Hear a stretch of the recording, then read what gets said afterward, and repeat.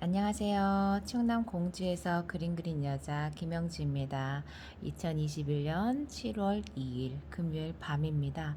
오늘은 공주의 신바람 힐링 콘서트가 금강 둔치에서 있었어요. 다녀오고 화실에서 조금 쉬다가 이제 책을 읽고 집으로 가려고 합니다. 11시가 넘었어요. 조금 피곤하긴 하지만 어제 읽었던 거 조금 더 읽고 집으로 가려고 합니다.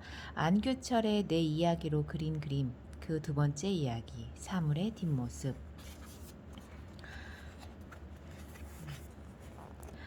신호들. 새벽에 책상에 앉아 있으면 기도원 쪽에서 누군가가 아버지를 부르는 소리가 희미하게 들린다. 까치와 까마귀와 참새와 박새들의 소란한 울음소리가 이어지고 이 집 저 집 개들이 서로 안부라도 묻는 것처럼 번갈아 지저대기 시작한다. 낯선 외국어 같은 그들의 외침과 울부짖음은 뚜렷한 의미로 뭉쳐지지 않은 채 이 골짜기의 하루가 시작되었음을 알리는 배경음을 이룬다. 이 소리들과 함께 언제나 똑같은 하루, 누군가를 목 놓아 부르거나 누군가에게 자기 영역에 들어오지 말라고 경고를 보내거나 또 자신이 여기 있고 누군가가 저기 있으니 세상의 어제와 다르지 않다는 것을 확인하느라 간절한 신호를 내보내는 하루가 시작된다. 모르긴 해도 저들에게는 분명한 수신자가 있을 것이다. 저들이 매일 똑같은 신호를 보내는 것은 그들이 누군가에게서 무슨 대답을 듣기 때문일 것이다.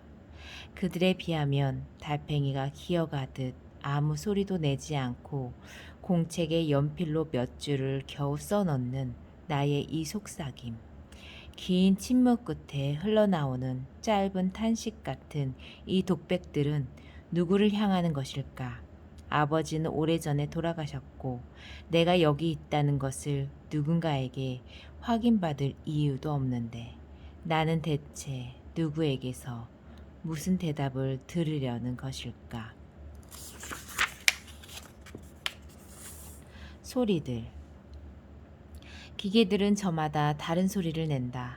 나무를 자르는 전기톱이든 쇠에 구멍을 뚫는 드릴이든 그것들은 원래 하기로 되어 있는 일을 하는 동안 무슨 생색이라도 내듯이 저마다 요란한 소리를 뱉어낸다. 잘리거나 구멍 뚫리는 재료는 재료대로 고통스러운 비명을 지르고 그 일을 맡은 기계는 기계대로 온 힘을 다해 아우성을 친다. 그러나 우리는 웬만해선 그 소리들에 신경을 쓰지 않는다. 그들이 무슨 소리를 내는지, 기계나 재료 중 어느 쪽이 더 심각한 소리를 내는지에 우리는 관심을 기울이지 않는다. 기계라는 것, 재료라는 것은 원래 그러려니 하면서 무심히 지나치는 것이다. 기계를 만드는 사람들도 자신들이 만드는 기계가 원래 계획한 일만 하는 것이 아니라 소리를 내고 먼지를 내고 열을 내기도 한다는 것을 잘 안다. 그러나 그들도 거기에 신경을 쓰지 않는다. 톱은 잘 자르면 그만이고 드릴은 잘 뚫으면 그만이지. 그들이 그 일을 하면서 무슨 소리를 내든 그것은 자신들의 관할 밖의 일이라 생각하는 것이다. 우리를 둘러싸고 있는 대부분의 소리들이 그렇게 생겨난다. 기계 제작자와 기계 사용자들의 관할 구역 밖에서 소리들은 자기들끼리 모여 하나의 세계를 이룬다. 공사장의 소음, 공장의 소음, 자동차의 소음, 그리고 집과 도로와 도시들이 내는 소음은 적어도 누군가가 그것 때문에 건강을 상할 만큼 극심해지기 전까지는 누구의 통제도 받지 않는다. 세상은 이렇게 버려진 채 우리 주변에 머물고 있는 소리들로 가득하고 그 소리들 때문에 우리는 마땅히 들어야만 하는 소리들을 듣지 못한다.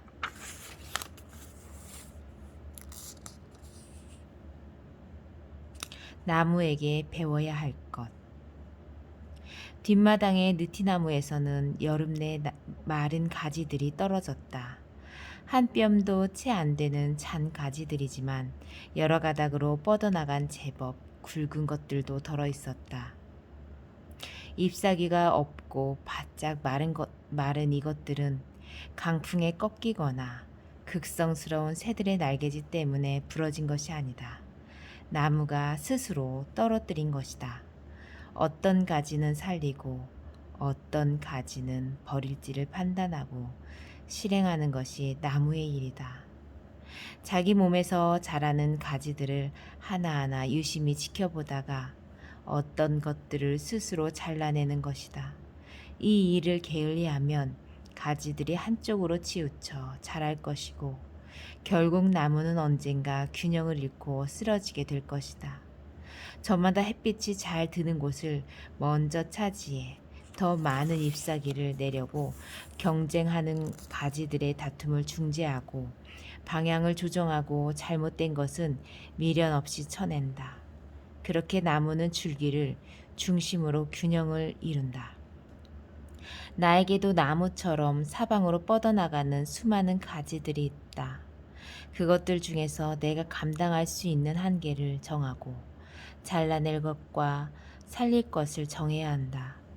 생각처럼 잘 되지는 않지만 나는 끊임없이 스스로를 돌아보고 버릴 것을 버리는 나무의 결단을 배워야 한다. 나무가 된다는 것은 한 곳에 자리 잡고 무슨 일이 일어나기만을 마냥 기다리는 것이 아니다. 나무의 미덕은 인내와 여유로움만이 아니다. 치열한 자기 성찰과 말없는 실천에 나무의 미덕이 있다. 11월, 지난 여름, 뜨거운 햇볕과 비바람 속에서 함께 부대끼던 잎사귀들을 보내는 시간이다.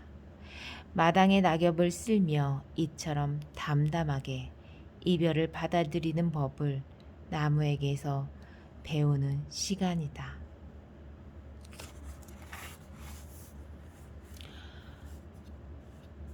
오늘은 여기까지 읽습니다.